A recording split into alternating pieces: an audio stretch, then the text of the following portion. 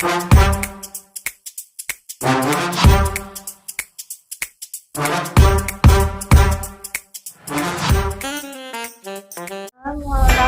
warahmatullahi wabarakatuh. Kami dari kelompok 2 akan melakukan presentasi tentang perlawanan rakyat Aceh. Sebelum itu, kami akan memperkenalkan anggota kami. Nama saya Heva Waida, absen 11. Nama saya Edvina Krisnandrum, absen 8. Nama saya Kristina Lisnaga, absen 11. Nama saya Mutia Dusetia, absen 27. Nama saya Nada Septia Virginita, absen 28. Dinda Ramadhan Hakim, absen 29. Nama saya Nadia Nurhafri, absen 30. Nama saya Najwa Faleza, absen 31. Nama saya Siti Fatimah Alifia, absen 35. Presentasi akan dimulai oleh Najwa Faliza.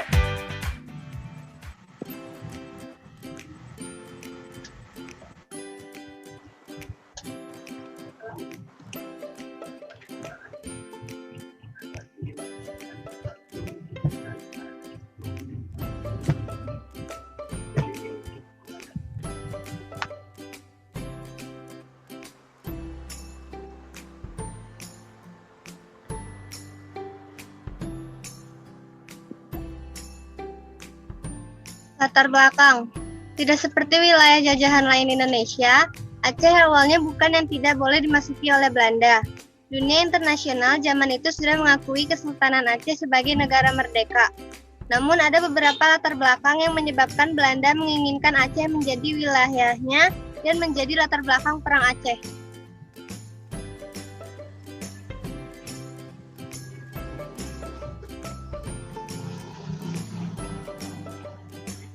Satu, Aceh merupakan wilayah strategis. Pada awal abad 19, Pulau Sumatera memang menjadi wilayah yang sangat strategis. Wilayah ini merupakan tempat singgah, pelayaran, dan perdagangan internasional. Dapat dibayangkan berapa banyak keuntungan didapat dari wilayah yang menjadi pusat pelayaran dan perdagangan. Ini yang dipikirkan oleh bangsa Belanda. Oleh karena itu, timbul niat bangsa Belanda untuk meluaskan kekuasaannya sampai Kesultanan Aceh.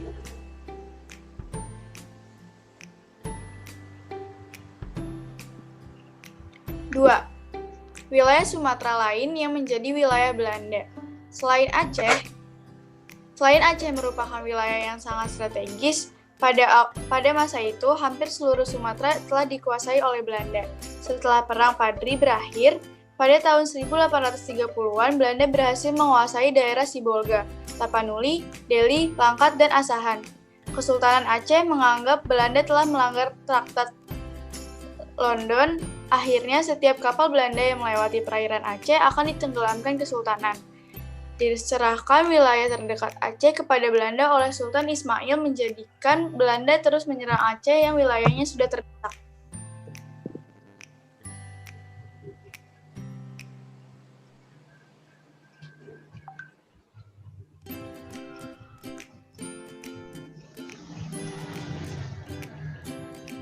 Yang ketiga, dibukanya Terusan Suez.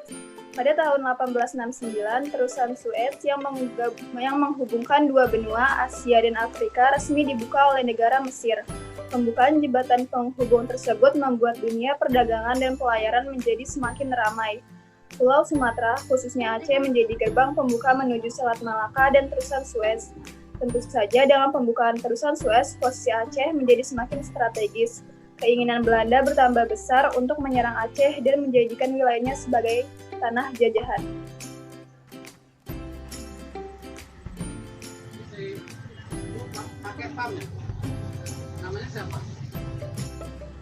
Yang keempat, Belanda ingin membentuk Pax Nederlandica. Setelah mulai untuk membereskan satu demi satu masalah yang dibuat oleh VOC, mereka memerintah dengan lebih tegas dan kejam. Belanda melaksanakan dan ingin membentuk Nederlandica, sebuah wadah yang mewujudkan seluruh wilayah Indonesia menjadi satu kesatuan di bawah Belanda dan ratunya. Pembentukan Pax inilah yang mendorong Belanda ingin juga menguasai Kesultanan Aceh dengan seluruh wilayah kerajaannya.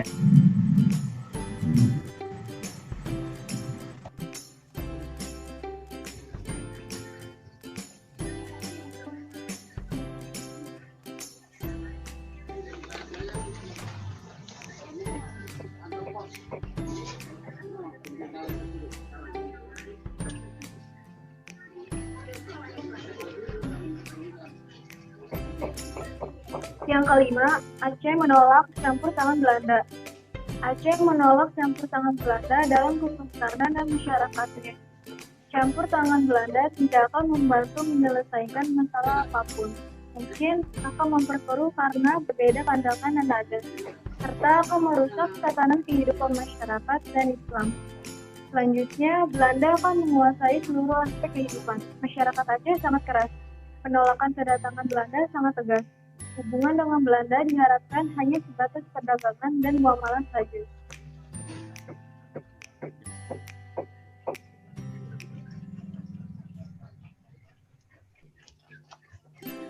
Yang keenam, adanya Traktat Sumatera. Pada tanggal 17 Maret 1824, Inggris mengumumkan Traktat Sumatera. Traktat yang ditandatangani Inggris dan Belanda menyatakan bahwa Inggris yang saat itu menguasai Belanda tidak akan menghalangi jika Belanda menginginkan perluasan wilayahnya sampai ke Sumatera bagian paling barat atau Aceh. Dengan adanya Traktat Sumatera, bangsa Belanda beranggapan mereka bebas bergerak. Namun secara tegas, golongan bangsawan dengan dukungan rakyat Aceh dan ulama menolak kedatangan Belanda.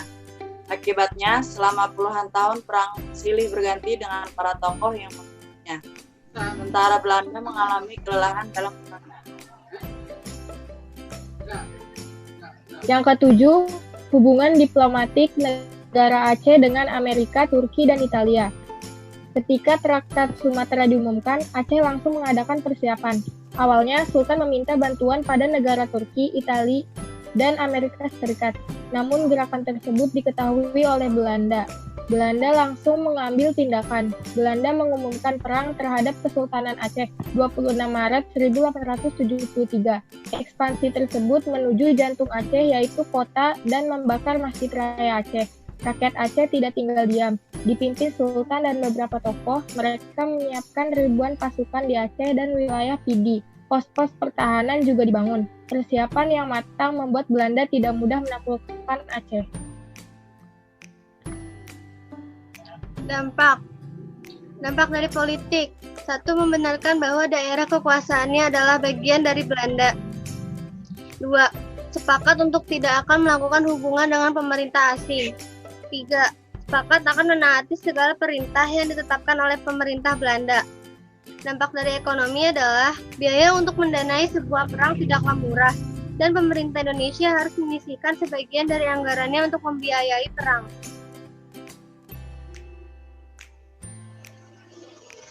Dampak bagi sosial budaya yang pertama ada menguatnya rasa persatuan dan kesatuan di seluruh lapisan masyarakat Indonesia. Yang kedua, rakyat Indonesia menderita akibat tindakan kekerasan Belanda. Yang ketiga, perang yang berlangsung kurang lebih 33 tahun membuat jatuhnya banyak korban dari pihak Aceh, juga gugurnya beberapa panglima Aceh.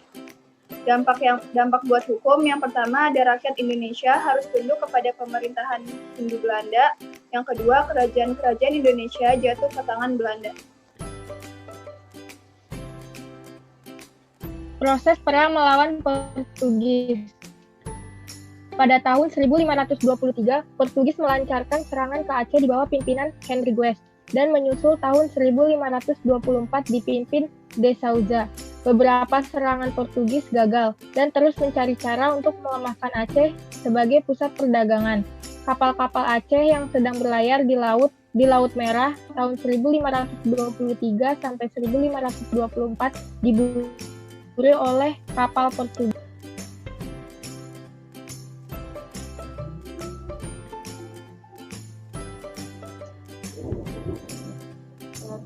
Tindakan Portugis ini mendorong munculnya perlawanan rakyat Aceh, yaitu yang pertama, Aceh berhasil menjalin hubungan baik dengan Turki, Persia, dan Gujarat atau India. Yang kedua, mendatangkan bantuan persenjataan, beberapa senjata, dan ahli dari Turki. Yang ketiga, Aceh memperoleh bantuan berupa kapal, prajurit, dan makanan dari beberapa pedagang Muslim di Jawa. Yang keempat, kapal-kapal dagang Aceh dilengkapi dengan persenjataan yang cukup baik dan prajurit yang tangguh. Yang terakhir, meningkatkan kerjasama dengan kerajaan Demak dan Makassar. Karena tindakan-tindakan Portugis ini, oleh karena itu Aceh melawan Belanda. Nah, yang pertama itu Periode pertama itu Perang Aceh pada tahun 1873 sampai 1874 yang dipimpin oleh Panglima Polim dan Sultan Mahmud Shah melawan Belanda yang dipimpin Kohler. Kohler dan 3.000 serdadanya berhasil dikalahkan dan Kohler sendiri tewas pada 14 April 1873. Periode kedua yaitu Perang Aceh kedua pada tahun 1874 sampai 1880, yaitu di bawah pimpinan Belanda di bawah pimpinan Jenderal Jan van Swieten berhasil menduduki Keraton Sultan dan dijadikan pusat pertahanan Belanda. Jan van Swieten mengumumkan bahwa seluruh Aceh jadi bagian kerajaan Belanda ketika Sultan Mahmud Shah wafat.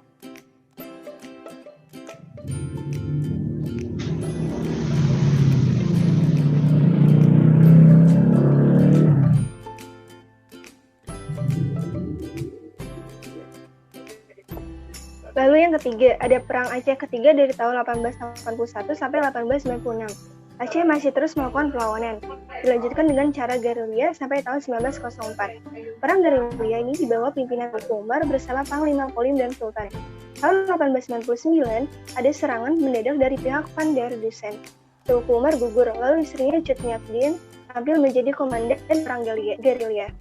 Lalu yang keempat, ada Perang keempat tahun 1896 sampai 1910. Perang gerilya kelompok dan perorangan dengan perlawanan, penyerbuan, pembunuhan tanpa dari komando pusat pemerintah kesultanan.